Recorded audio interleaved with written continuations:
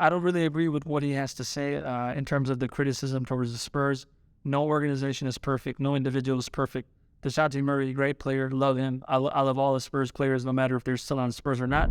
Welcome to the Walla Way, everybody. I'm Walla, and I'm going to talk about this latest clip that's making its round on the internet of Dejounte Murray, former all-star point guard of the San Antonio Spurs, who was with the Atlanta Hawks and doing big things over there. Recently, he was in the All the Smoke podcast with Steven Jackson and Matt Barnes, and of course, started talking about some of the negative things that have been shared about the Spurs recently. Let's go straight into the clip. I have a lot of things that I want to say, but I want to say them after we watch the clip together. The impression was really different. It was like something I'd never been around. You know what I'm saying? Like, it was a roller coaster for me. I used to go home mad. I had my uncle living with me, and I used to go home mad, bro, just from not understanding. Like, where we come from, you won't understand what they're putting you through. You get what I'm saying? I'll come to the arena, they're like, you're not dressing up today. I don't even got a sports jacket. They trying to give me a big-ass sports jacket. Like, nah, you could wear Pau Gasol's sports jacket then. Like, so for me, I'm like, there's a lot being thrown at me, bro, and I'm like, man, I don't like this, bro. Then I'm going. So off the bat, he's talking about rookie year. He's not from a systems background. He's never played for a professional team in his life. And sometimes you come to the arena and they say you're not going to play. If you're a person who follows sports, you know the coach might give you a DNP. You know, you're not going to play for a particular game. Maybe for rest, maybe to give some minutes to other guys. Maybe it's like veteran appreciation night. There's so many reasons that you could not play. And if you take this out of context, it will make it seem like the Spurs are the bad guys and are just recklessly, you know, not wanting this guy to play, jeopardizing his career. Or maybe they're putting him in, you know, a trial by fire. So let's go ahead and keep watching. Let's see what he says. I'm telling Unc, like, Unc's older. He's just enjoying it. Like, he having fun. You know, his nephew made it. And he out there with me. I'm going home like, man, I'm busting Tony's ass in practice. I'm busting Patty Mills' ass in practice. I'm locking him up. You get what I'm saying? I'm like, damn, like, look, give me 5 minutes. Give me 7 minutes. Like, very important point. He says, give me 5 minutes. Give me 7 minutes. I'm busting the butts of the other rotational point guards. So remember that point. He's basically saying I'm not even getting 5 minutes of playing time. Let's keep going.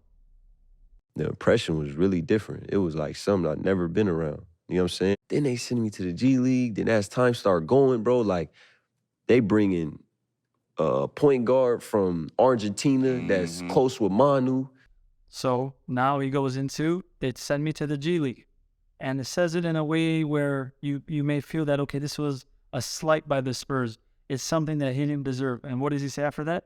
Now the Spurs are bringing in another point guard from Argentina. And you hear Steven Jack, who I love Captain Jack. But we know Steven Jackson has said some things about the Spurs, and Dejounte seems to be saying the same things. So as soon as he said, oh, they got another point guard, Steven Jackson's like, Now, if you take it, again, out of context, it seems really bad. What's the context? Camaraderie, cohesion, chemistry is important. So is it bad that you're bringing in someone for your aging shooting guard who speaks his language, Spanish, who knows his culture, who's played with him on the Olympic team, who's won at the highest level, right? They're not just bringing some scrub. They're bringing guys who have won at the highest level. Let's keep going. Playing in front of me, and I'm behind Tony, Patty, but they playing these mind games. They trying to see if they could break me, not knowing you can't. They're playing mind games. So anybody who plays sports, anybody who coaches know, you got to test your young players. You're going to want to see what your young players are made of, right? But now if he said this in his first or second year, I would say, you know what, he's young. But he's saying this 6, 7, 8 years into the league, and he's still referring to it as mind games. Let's keep going. By the way he's painting it, it would seem like the career he had with the Spurs was just a waste, and he didn't accomplish anything there. Break yourself. They want you to break yourself. You get what I'm saying? Man, bro, this is too much, bro. I'm like, what did they put me through, bro? I don't understand. I start hearing your name. Steve Jack went through a lot of BS. Obviously, we know you. I know you cold, so you ain't got to tell me you cold. Come on, bro. People don't realize, bro, I went through so much there. Like, I was there 6 years. You feel what I'm saying? Like, it don't seem like he was there that long either. It doesn't. Then they send me to the G League. Then that's... So he was there for 6 years. but he's making it seem like it was a terrible experience. Anybody who's somewhere for more than a couple of years and doesn't like it, in this era, they try to force themselves out. What we're going to cover now at the end of this clip is for 2 of those seasons, he basically missed full seasons, right? In his 3rd season, at the beginning of the season, he blew out his knee, gone for the whole season. A couple of years later, he hurts his knee. So let's keep going and we'll deconstruct this later. Time start going, bro. Like, they bring in this way. I feel like they really, like, they drafted me, but they feel like the stuff that was going around the air of me coming from the hood and that I was going to make it in entourage, 30 people. Yeah. Smoking, drinking, in articles about fighting, just ruining their reputation and what they stand for as a Spurs. You know, I think that's what they thought, but they never said that. You know what I mean? I don't know if I agree with that because he says, you know, that his reputation that he's from the hood, smoking, drinking, having an entourage of 30 players. The Spurs have had plenty of players, Steven Jackson, who they traded or they let go in free agency the first time, and then they brought him back. So it's not like the Spurs have never dealt with individuals who come from a similar background, who maybe do travel in an entourage, who maybe like smoking and drinking, right? These are the championship level Spurs who drink a lot of wine and champagne.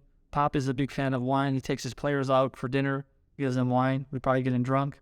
So I don't necessarily agree with that. But in terms of a bad cultural fit, any organization is going to work to preserve its own interests. Any organization is going to work to preserve its own culture and values. So I don't agree, right? And the Spurs kept him around for 6 years through 2 major knee injuries. And worse, we'll get to the worst part later, but just remember that.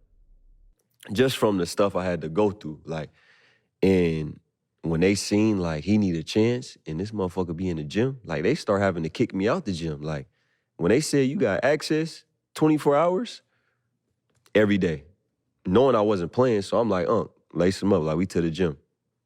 Gym, you know what I mean? That was just every day. I feel like, really, like, and they know I feel this way, I feel like they really, like, they drafted me, but they feel like the stuff that was going around the air of me coming from the hood and obviously I started growing. First year go by, you know, thrown in the fire in the playoffs versus the Rockets. Okay, so he just said first year goes by and I'm thrown into the fire with the Rockets. What did he say all the way in the beginning? Can I get 5 to 7 minutes of playing time? 5 to 7 minutes of playing time, which is not much. He can't even get that. 2, they threw me in the fire against the Houston Rockets, against James Harden, right? Something's not adding up. Then my second year, they see I come back, obviously getting stronger, getting better.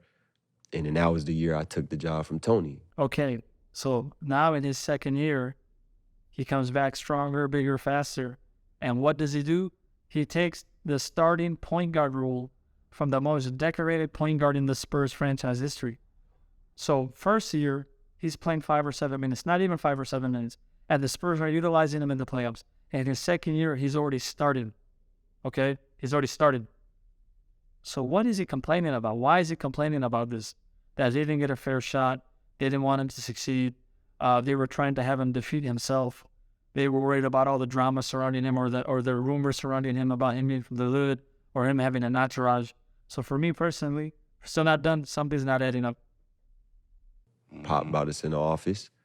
You know what I mean? He told Tony. Tony ain't like it. I know he ain't like it. Okay, Pop. So earlier again, he said, why can't they just be straight up and tell you things directly, right? Now he's saying the head coach, again, one of the best coaches in not in just basketball, in all sports, in my estimation, the best coach of all time, right? He brings the veteran point guard who's been there for 16 to 17 years at that point, a 4-time champion, a finals MVP, and he brings a second-year guy, and he goes, the second-year guy is going to start. But somehow the organization is at fault. You know he ain't like You know what I'm saying? That's Like, his for me, boy. I love real. Like, keep it a buck with me. Yeah. Like, keep it 100, bro. I'ma love you for that. You know what I mean? And I know he didn't like it. You feel me? Because if he liked it, he would have mentored me the way he should have. Right. He wouldn't have went to Charlotte. He would have stayed right there. I don't agree with that. I think it would have been great if Tony Parker stayed, retired with the Spurs, finishing his career without leaving to Charlotte. He left. I don't think it was a good move, but he said he always dreamt about playing under Michael Jordan, and he left. This is business. This is the NBA. Dejounte Murray himself left the Spurs. He wanted to leave, right? He accepted that he was going to get traded, and he got traded into a better situation.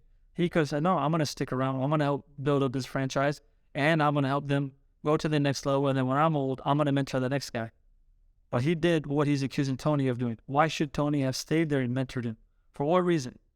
You got to remember, when you're an alpha for a long time, you're a 4-time champion, an all-star, you have international success at the highest level, and you're a finals MVP in the NBA against one of the best defensive teams of all time against the Detroit Pistons. Ego. Sometimes the ego can get the best of you. And what's the worst part of that? This would be going into Dejounte Murray's third year. Dejounte Murray blows out his knee, if my memory serves me correctly, in the beginning of the season. If Tony stays, guess who's still the starter? Tony Parker, right? But Dejounte Murray, first game he played for the Spurs was in October 2016-2017 season. Second season, 2017-2018, starter. 2018-2019, blows out his knee, okay? And then again in 2020, ACL injury. So I don't really agree with what he has to say in terms of the criticism towards the Spurs. No organization is perfect. No individual is perfect. Dejounte Murray, great player. Love him. I love all the Spurs players, no matter if they're still on Spurs or not. But there seems to be a lot of emotion here. And it seems like he's also allowing Steven Jackson's experiences to kind of, either he's catering to that or he's letting those feelings sway him. I can't say for sure, but there's a lot of points that are contradictory. So I don't know what you guys think. Do share your comments below, like and subscribe, and I hope you guys like this video.